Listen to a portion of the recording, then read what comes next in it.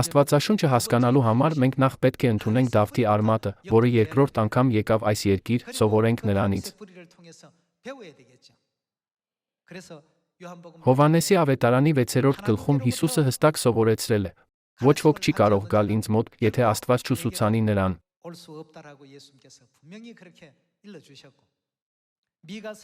Միքիա գրքի 4-րդ գլխում գրված է. վերջին օրերում ինչ կանի Աստված բոլոր մարդկանց համար։ Այնտեղ ասվում է. նա մեզ սովորեցնի իր ճանապարհները։ Մենք պետք է այս ուսմունքները սովորենք նրանից։ Մենք չենք կարող մտնել երկնքի արքայություն ոչ հովվի միջոցով, ոչ էլ աստվածաբանության դոկտորի։ Աստված միակն է, ով կարող է մեզ առաջնորդել տանել այնտեղ։ Մենք այլ ճանապարհներ փնտրելու կարիք չունենք։ Մենք միայն պետք է ընդունենք երկրորդ գալուստ Քրիստոսին, մեր Մեսիային, որը կրկին կգա այս երկիր կառաջնորդի մեզ միայն իր խոսքերով։ Հայտնություն գրքի 3-րդ գլխի 12-րդ համարում գրված է. հաղթողին իմ Աստծու տաճարում սյուն պիտի դարձնեմ, ու նա այլս այնտեղից դուրս չի գալու։ Նրա վրա պիտի գրեմ իմ Աստծու անունը, իմ Աստծու քաղաքի անունը, Նոր Երուսաղեմի անունը, որ իջնելու է երկնքից, իմ Աստծու մոտից, իմ նոր անունը պիտի գրեմ։ Միթե այստեղ եսը չի վերաբերում Հիսուսին, երբ կարդում ենք Հայտնություն առաջին գլխի առաջին համարը։ Այնտեղ ասվում է, որ Հիսուսի նոր անունը գրված կլինի նրա վրա։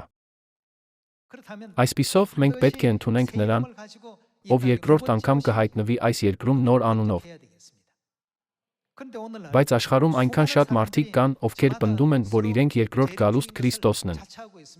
Ինչպես կարող ենք ճանաչել նրան։ Չեք կարծում, որ կա մի ճանապարհ, որով մենք կարող ենք ճանաչել նրան։ Ամերիկյան հասարակության մեջ յուրաքանչյուր անհատ ունի նույնականացման քարտ։ Մենք նույնպես ցույց ենք տալիս մեր նույնականացման քարտը, մեր ինքնությունը հաստատելու համար։ Նույնիսկ Սեուլից Ջեջու կղզի գնալու համար դուք չեք կարող ինքնաթիռ նստել, եթե ձեր ինքնությունը չհաստատվի։ Նույն կերպ, չեք կարծում, որ պետք է լինի հստակ նույնականացում Դավթի արմատի համար, որը երկրորդ անգամ է եկել այս երկիր։ Եկեք նայենք Եսայի գրքի 55-րդ գլխի 3-րդ համարին։ Ձեր ականջը խոնարհեցրեք, եկեք ինձ մոտ, լսեք ինձ, ձեր անձը կապրի։ Ձեզ հետ հավիտենական ուխտ կկնքեմ, Դավթին խոստացված իմ հավատարիմ ողորմությունը։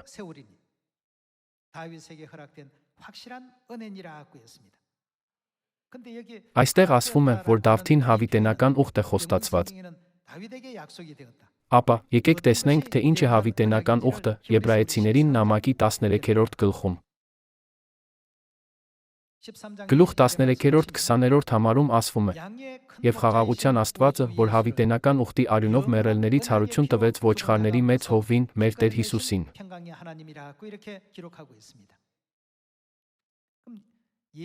Որտեղ երբ է Հիսուսը սովորեցրել հավիտենական ուխտի արյան մասին։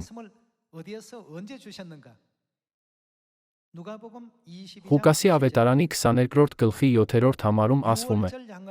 Եվ եկավ բաղարջակերած տոնը, երբ պետք էր զատկական գառը մորթել։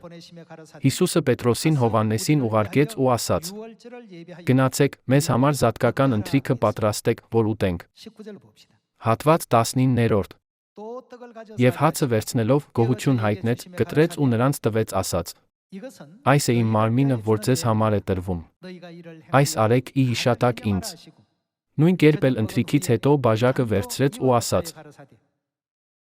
Զատկի գինին բաժակի մեջ էր։ Այս բաժակը։ Ինչ է այս բաժակը։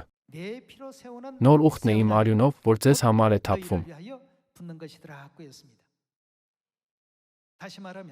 Մենք կարող ենք հաստատել, որ Եբրայեցիներին 13-րդ գլխի 20-րդ համարի հավիտենական ուխտը, Եսայի 55-րդ գլխի Դավթին խոստացված ուխտը վերաբերում են նոր ուխտին։